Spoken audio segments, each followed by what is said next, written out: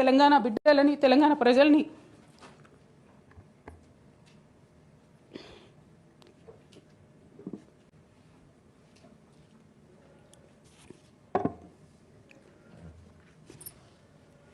వాళ్ళను డిసప్పాయింట్ చేయదు కాబట్టి నవ్వుతూ పనిచేస్తూ వెళ్ళిపోయిన అధ్యక్ష ఇప్పుడు నా దగ్గరికి ఎప్పుడు పెద్దవాళ్ళు, పైరవికారులు, కాంట్రాక్టర్లు ఎవరు రాలేదు అధ్యక్ష.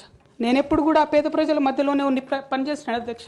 నా దగ్గరికి వచ్చినటువంటి బీడీ కార్మికులు కావచ్చు, బీడీ టేకేదారులు కావచ్చు, అంగన్వాడీ టీచర్లు కావచ్చు, ఆశా వర్కర్లు కావచ్చు, ఐకేపీ ఎంప్లాయీస్ కావచ్చు అధ్యక్ష, అదేవిధంగా జిహెచ్ఎంసీ కార్మికులు కావచ్చు అధ్యక్ష, టీచర్లు కావచ్చు అధ్యక్ష, నిరుద్యోగులు కావచ్చు, ఆడబిడ్డలు కావచ్చు, సింగరేణి ఉద్యోగులు కావచ్చు, కరెంట్ ఎంప్లాయీస్ కావచ్చు, ఎవరు వచ్చినా అధ్యక్ష నేను కాదనకుండా నాకెంత వీలైతే అంత పనిచేసి పెట్టేటటువంటి ప్రయత్నం చేసిన అధ్యక్ష. అయినా సరే అధ్యక్ష, పార్టీ మౌత్ పీసులుగా ఉండేటటువంటి పార్టీ పేపర్లు, పార్టీ ఛానళ్ళు ఏ ఒక్కరు కూడా ఎన్నడూ కూడా మద్దతు ఇవ్వలేదు అధ్యక్ష. అయినా సరే ధైర్యం వదులుకోకుండా మొక్కువని ప్రయత్నంగా నేను ప్రయత్నం చేస్తూనే వెళ్ళాను అధ్యక్ష. తెలంగాణ రాకముందు, బీఆర్ఎస్ ప్రభుత్వం ఏర్పడకముందు ఒక మాట అనుకున్నాం అధ్యక్ష. కేసీఆర్ గారే పదే పదే ఈ మాట చెప్పారు. ఉమ్మడి రాష్ట్రంలో మనకు కాంట్రాక్ట్ వ్యవస్థ వచ్చింది, మరి కాంట్రాక్ట్ ఎంప్లాయీస్తోని, అవుట్సోర్సింగ్ ఎంప్లాయీస్తోని దేశానికి నష్టం జరుగుతుంది, రాష్ట్రానికి నష్టం జరుగుతుంది, అందరికన్నా ఎక్కువ తెలంగాణ యువకులకు నష్టం జరుగుతుందని చెప్పారు అధ్యక్ష. ఆనాడు వారు సరదాగా ఒక మాట అనేవాళ్ళు, అందరికీ కాంట్రాక్ట్ పోస్ట్ ఉంది, మరి ముఖ్యమంత్రికి కూడా కాంట్రాక్ట్ పోస్ట్ ఉంటుందా అని చెప్పి ప్రశ్నించేవారు అధ్యక్ష. కానీ తెలంగాణ వచ్చిన తర్వాత 10 ఏళ్లలో కూడా కాంట్రాక్ట్ వ్యవస్థను మనం రద్దు చేసుకోలేకపోయినాం అధ్యక్ష. అది కాకుండా అవుట్సోర్సింగ్ ఎంప్లాయీస్, అవుట్సోర్సింగ్ వ్యవస్థను పెంచి పోసిపోయినాం అధ్యక్ష. బాధతో, చాలా ఆవేదనతో నేను ఈ మాటలు చెప్తా ఉన్నా అధ్యక్ష.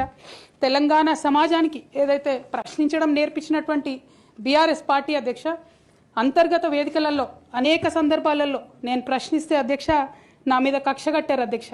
కేసీఆర్ గారు చుట్టూ ఉన్నటువంటి కొందరు వ్యక్తులు, తప్పక చెప్తున్నాను అధ్యక్ష ఈ మాట, ఎందుకంటే భారతదేశ రాజ్యాంగం ప్రకారం రాజకీయ పార్టీలు ఏవైనా కూడా ప్రజలకు ఒక దిక్సూచిగా నిలవాలి అధ్యక్ష, ప్రజలకు ఒక దారిదీపంగా నిలవాలి. పార్టీలోనే అంతర్గత ప్రజాస్వామ్యం లేకపోతే రాష్ట్రంలో ఎట్లా ప్రజాస్వామ్యం ఉంటుందనే విషయాన్ని కూడా మనందరం గమనించాలి కాబట్టి మాట చెప్తా ఉన్నాను అధ్యక్ష. మరి కక్షగట్టి నన్ను ప్రశ్నించినందుకు పార్టీ నుండి బయటకు పంపించారని చెప్పి చెప్పక తప్పదు అధ్యక్ష.